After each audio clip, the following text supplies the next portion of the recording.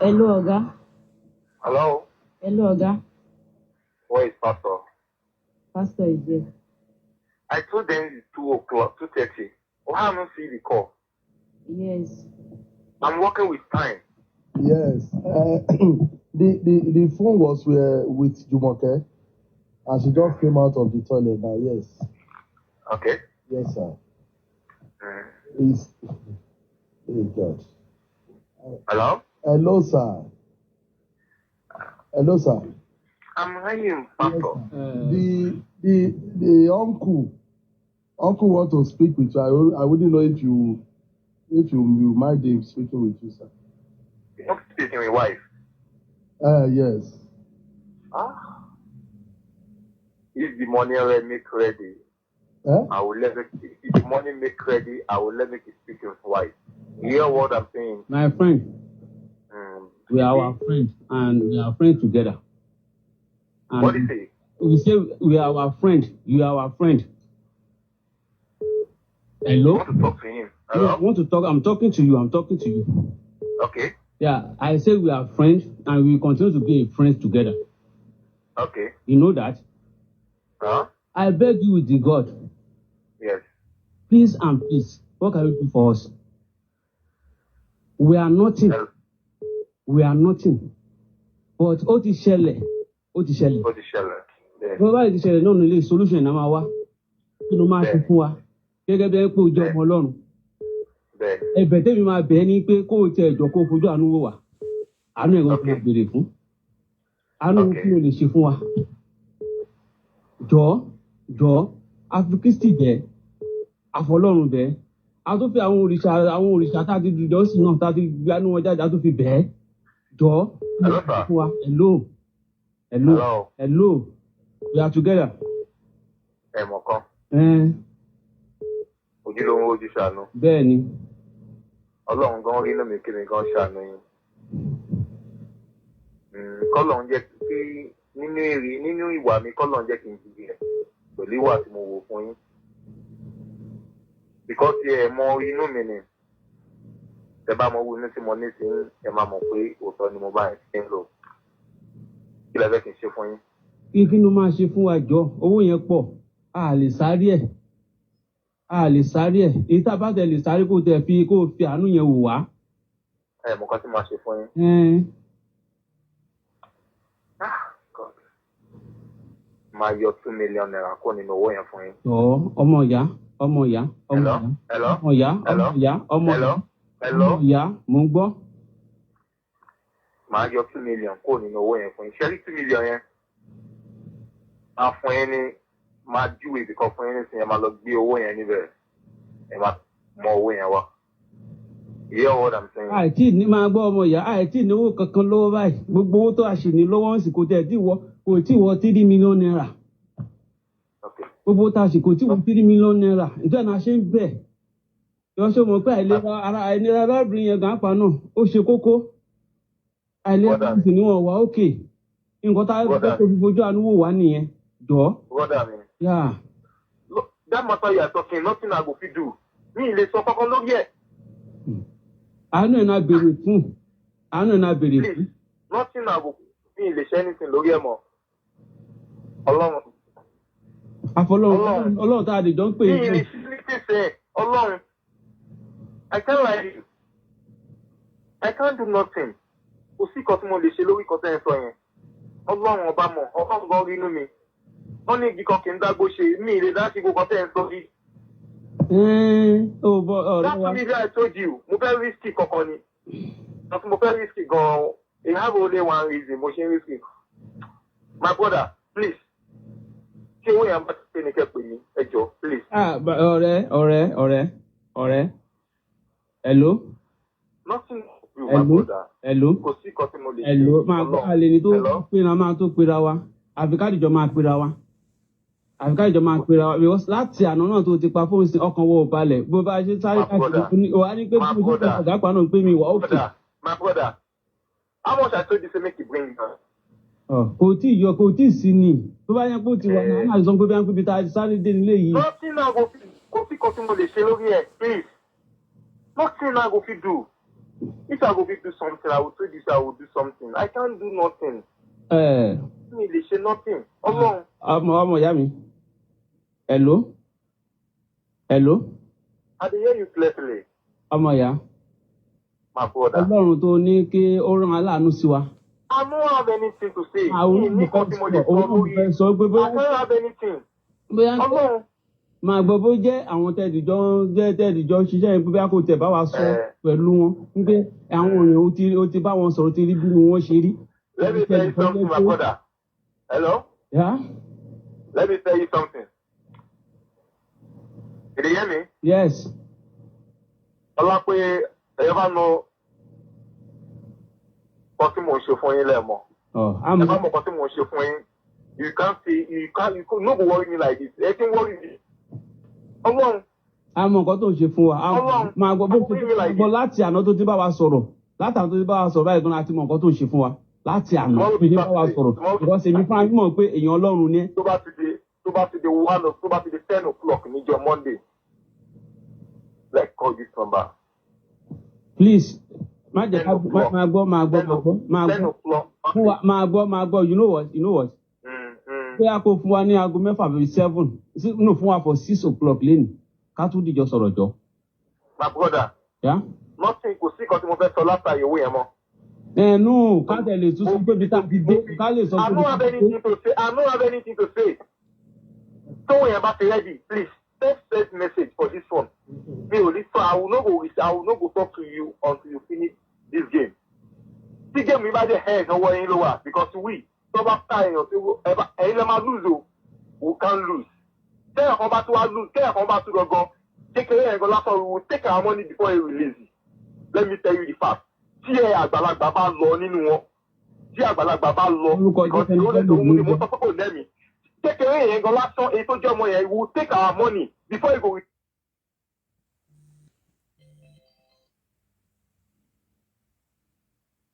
One. Let me tell you the fact. Tí woman yẹn bá kú síbẹ̀, I will take our money. That's all release ọmọ yẹn. Unless mama release our méjèèjì. Let me tell you the fact. Tí ìyá yẹn bá lọ fún ara, if the woman die, the small one will take our money. Ẹnikẹ́ni ò ní kú lórúkọ Jésù. Lágbára Ọlọ́run ọba. We dey face the crime, no be say the today we dey face am. We dey face dey happen many. Ẹnikẹ́ni ò ní Hear kú what I'm lórúkọ saying Jésù. because some things happen. You see, let me tell you the way the people dey happen. It dey happen to people. Ọ̀sùn tí kan yẹn bá ṣẹlẹ̀ lẹ́ẹ̀ma tó mọ̀ pé it happen.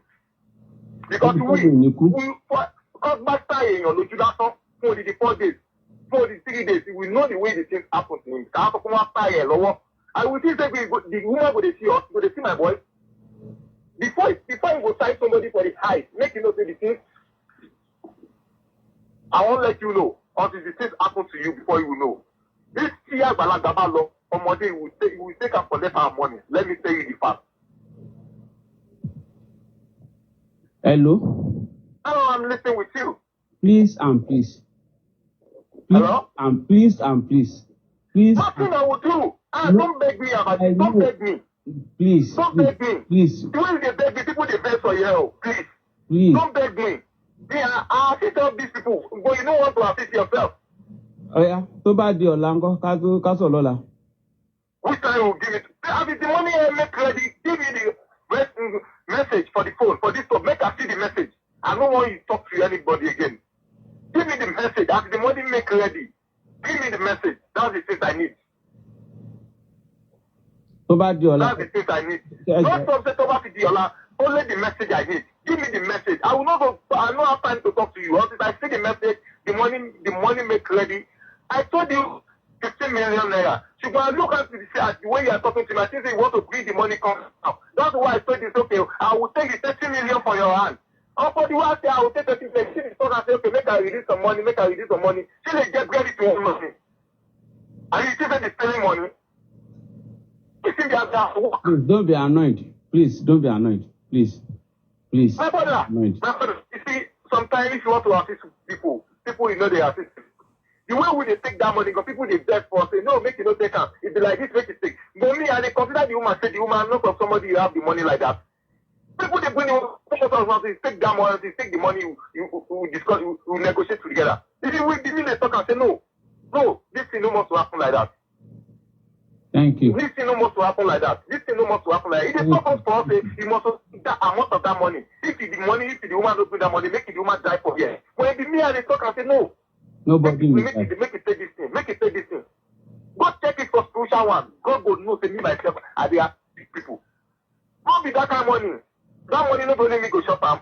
I can't take that only money I will take in it. Calculate with poison. We know me. If the yes be my yes. If the no be my no.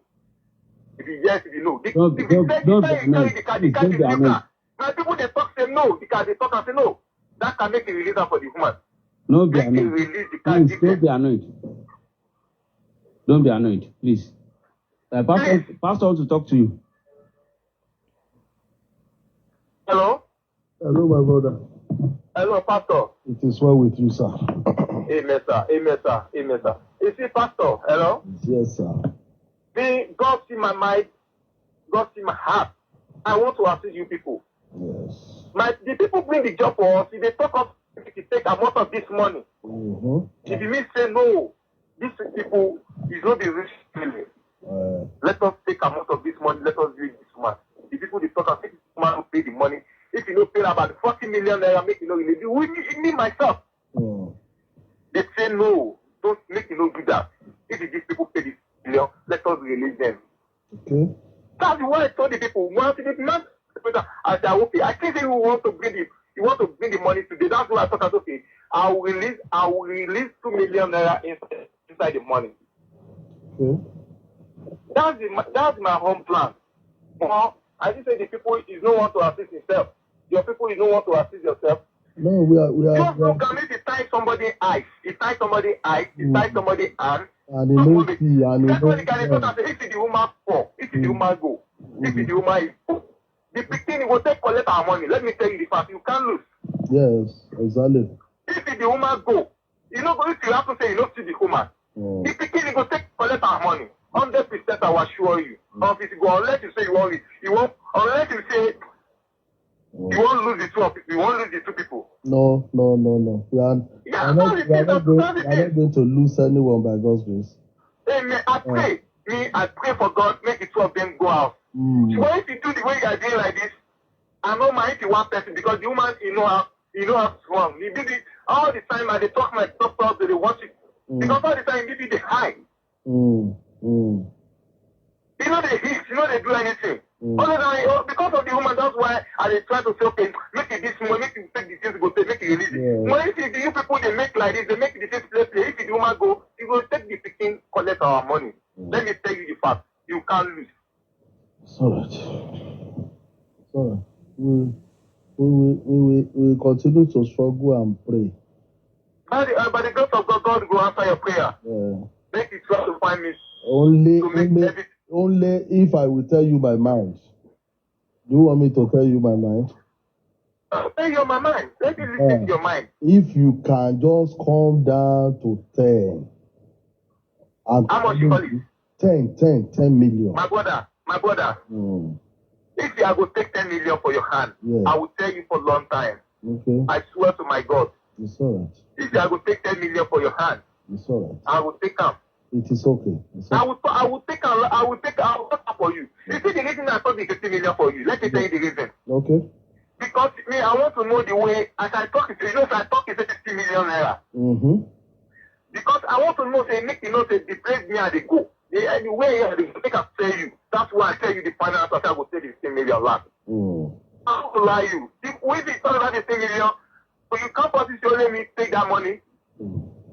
Many people there for the world. The people bring the job for me. You have a participate for the money. Yes.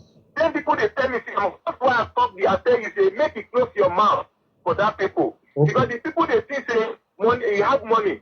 God, me they call the person because the God will punish them. God will punish them. God will punish them because some people they have that my money because me myself, as I do like this, I don't know with a rich family. I pity with the woman because I have woman. Me, I still have mother. That kind of done something already. That's why I have a pity. If you know me say I have a pity, me. No work. I'm a woman being. I have a machine. I will say I do the work already. I'm a woman being. I swear to my father. I swear to my life. And they have a pity for your family because I watch after After the people do the work finish, me myself, I find out the work. I say the woman is not be somebody have money.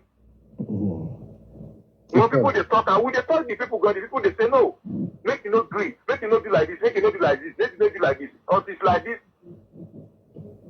Ilé ìtẹ̀kọ́ wọn ayé sínú ẹ̀yọ́ náà bá mi kó yín yọkó ń bẹ́ o. Àmín o, àmín. Lágbára Ọlọ́run bá mi wá láàánú sí yín o. Aláàánú kan tó ju gbà yín Ọlọ́run bá mi rán sí yín. Àmín. Láṣẹ Ọlọ́run, láṣẹ Elédùmarè. Ìjọba máa ti rí owó yìí, Ọlọ́run bá mi ṣe fún yín. Lágbára Ọlọ́run ọba. Èyí tí mo wí lé ní káàárọ̀ mọ́ o. Láṣẹ Ọlọ́run bá mi pèsè owó fún yín. Because kò ń ṣe dídì nínú yín lẹ́sìn sọ́run bọ́ìn. He's not a political woman. He's not be somebody say, if no. Me and they have a pity. It's not only one person they have a pity for the woman. My boys they have a pity for the woman. When the people play the world, they talk and say no. If you like this, like this, like this, like this, like this, like this. I swear to my father, anybody they have a pity for the woman. That's why we want to take that money. If you know if it should be somebody have money, we know they take that kind of stupid money. With the demand of the 1 billion, 70 million, 100 million. That's the way. The people tell themselves we would take like 50 million for the woman. So you laugh, you don't take it, you go collect 40 million. You might know that woman not be a rich woman. I say no get credit for your phone. It's all right. My brother, you know something I go do for you, pastor? Like that. Yes. Now what 2 million, my go and get 12 million. My bow and your one. It's all right. It's all right. My bow and your one. Okay. Make you find that money, make you find this 12 million. I will take that money for your hand. It's all right. Allah Obama, me no anything more to assist him more. Okay. Because we don't stop the finance by artist or one seller. So if me like over kékeré ni o.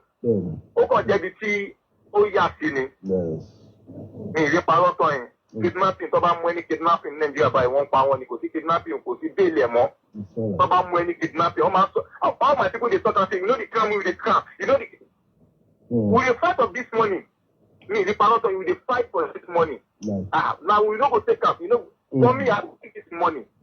We will take that 12 million, my brother. It's all right. I will take that 12 million. We will release your goods for you. Hold on. Because I don't want to make another person do this for. If another person do this for, he will take that money, go release only one person. He will let make the money finish. He will let make the pay that money finish before. Mommy, I will not go do that kind of thing for my life. Because me myself, I still get mother. I don't pay that kind of thing for my family. It's all right. Hold on. That's the thing. Ẹ jọ̀ọ́, ẹ bá wa tọ́jú wọn, ẹ jọ̀ọ́, please. You see, my brother, let me tell you something about we destroy our home. Okay. We destroy our home.